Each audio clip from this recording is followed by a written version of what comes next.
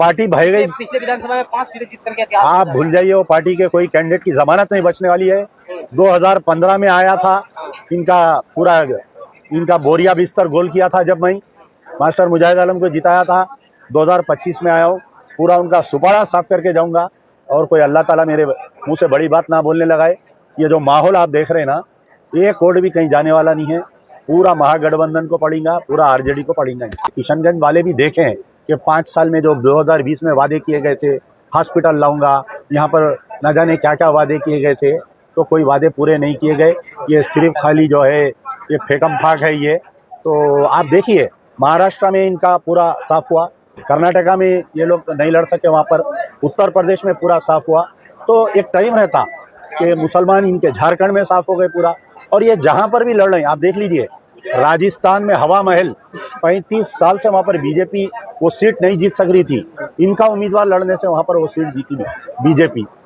अब मेरे बड़े भाई है, वो मोहब्बत से ज़्यादा है। तो 2014 से हमारा रिश्ता रहा है। ये जब भी हैदराबाद आते हमारे मेहमान रहते, और हैदराबाद की इतनी चाहत है इनकी कि इनकी लड़की को एडमिशन भी हैदराबाद में ही मिला। तो जहाँ पर मास्टर मुजाहिद आलम, वहाँ पर अमजदुल्ला का जी। तो यहाँ पर क्या कहा जाए कि मास्टर मुजाहिद साहब के मोहब्बत में आए या फिर मजलिस को हराने के लिए आए? नहीं, कोई किसी को हराता नहीं, कोई किसी को जिताता नहीं। क्योंकि आपने 2015-16 में जिस तरह से अभियान किया था, प्रचार अभियान किया था, खुले तौर पर मजलिस को हराने के। नहीं, आवाम जान चुकी है, मुसलमान जाग चुका है। जो गलती 2020 में की गई थी, आप देखिए, बिल्कुल 2% वोट से तेजस्वी यादव मुख्यमंत्री बनने से रुक गए। उसका ये नतीजा हुआ कि 2024 में जो पार्लियामेंट इलेक्शन हुए, उसमें नरेंद्र मोदी दोबारा बने। अगर नरेंद्र मोदी को दोबारा प्राइम मिनिस्टर बनने से रोकना है, तो यहाँ पर आपको जो है, जो महागठबंधन की सरकार है, तेजस्वी को जो चीफ मिनिस्टर बनाना है। तो अगर बिहार की जनता, यहाँ पर कॉन्स्टिट्यूशन को बचाना है, पहली चीज़ जमहूरियत को बताना है, सेकुलरिज्म को जिंदा रखना है, तो हम एक बारीक कंकर है उसके अंदर।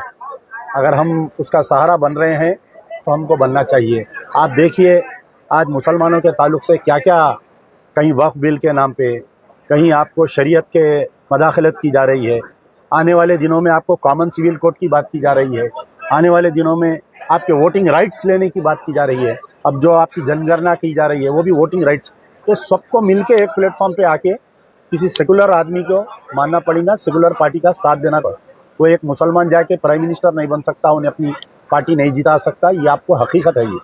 तो आपको इन सब सेकुलर ताकतों को साथ, संविधान में ऐसा थोड़ी नहीं कि मुसलमान प्राइम मिनिस्टर नहीं बन सकता है। नहीं, मैं ये बोला, आप मेरा जुमला नहीं सुने कि आपको सेकुलर ताकतों को साथ देना चाहिए, उनको साथ लेके चलना चाहिए, ताकि आने वाले दिनों में कॉमन सिविल कोड को रोकना है। आने वाले दिनों में जो मुसलमानों के राइट्स को खींचने वाले हैं, वोटिंग राइट्स को, और ये जो वक्फ की बिल जो लाया गया है, इन तमाम कई चीज़ों को रोकना है। तो सबको एक जगह आना ज़रूरी है, और किसी को तो आपको नेता मानकर चलना चाहिए। हाँ सर, एक सवाल, आप भी शायद नजर रख रहे होंगे सीमांचल किशनगंज, क्या माहौल दिख रहा है आपको? कुछ जो भी इन्फॉर्मेशन यहाँ पे आपको। मैंने कहा कि जो 2020 में जो गलतियाँ हुई थी सीमांचल में, जो कोताहियाँ रह गई थी, एक किशनगंज के लिए एक हीरा जो मास्टर मुजाहिद आलम को लोग, ये कभी ये लोग नहीं सोचे थे कि भाई मास्टर मुजाहिद आलम इलेक्शन हारेंगे, हम ही नहीं सोचे थे, लेकिन हो गई वो गलती। तो ये तमाम गलतियों को दरगुजर करना और उसको रेक्टिफाई करना है।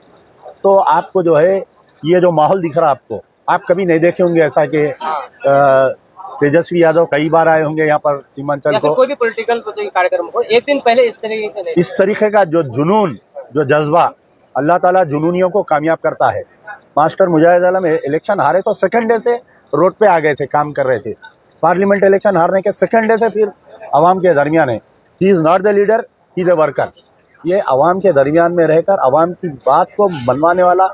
कल तक लोग बोलते थे कि मास्टर मुजाहिद आलम रूलिंग पार्टी के हैं, इसलिए मसले हल करते थे। 3.5 महीने से तो आप रूलिंग पार्टी में नहीं है, कैसा मसले हल हो रहे हैं बताइए। तो आदमी का चेहरा होता है, आदमी की नीयत होती है। आपकी नीयत अगर सही है तो अल्लाह ताला आपको कामयाब करता है। मास्टर मुजाहिद आलम की नीयत साफ है, और आने वाले दिनों में मास्टर मुजाहिद आलम को इंशाल्लाह कामयाब करेंगे। इस बार आपकी तरफ से क्या सपोर्ट रहेगा चुनावी अभियान में? मैं बोल दिया, हमारी जान है, हमारे बड़े भाई है, हम जो चाहे वो करेंगे। चाहे वो करेंगे। जो अच्छा है। यहाँ पर एक पार्टी और भी है जो कि आपके ही शहर से यहाँ पर आई हुई है। वो पार्टी भाग गई। पिछले विधानसभा में 5 सीटें जीत करके क्या आप भूल जाइए, वो पार्टी के कोई कैंडिडेट की जमानत नहीं बचने वाली है। 2015 में आया था, इनका बोरिया बिस्तर गोल किया था जब मैं मास्टर मुजाहिद आलम को जिताया था। 2025 में आया हूँ, पूरा उनका सुपारा साफ करके जाऊंगा और कोई अल्लाह ताला मेरे मुंह से बड़ी बात ना बोलने लगाए। ये जो माहौल आप देख रहे हैं ना, एक वोट भी कहीं जाने वाला नहीं है। पूरा महागठबंधन को पड़ेगा, पूरा आरजेडी को पड़ेगा। आपने कहा कि सुपड़ा साफ करने के बारे में आपने कहा 2020 में तो 5 सीटें जीती थी। मैंने कहा कि जो जज्बाती तकारीर की गई थी उस वक्त पे एनआरसी बिल हमने फाड़ा, तो यहाँ के मुसलमान बहुत भोले भाले लोग हैं, वो जज्बाती तकारीर में आ जाते हैं। तो अब क्योंकि किशनगंज वाले भी देखें कि 5 साल में जो 2020 में वादे किए गए थे, हॉस्पिटल लाऊंगा, यहाँ पर न जाने क्या क्या वादे किए गए थे, तो कोई वादे पूरे नहीं किए गए।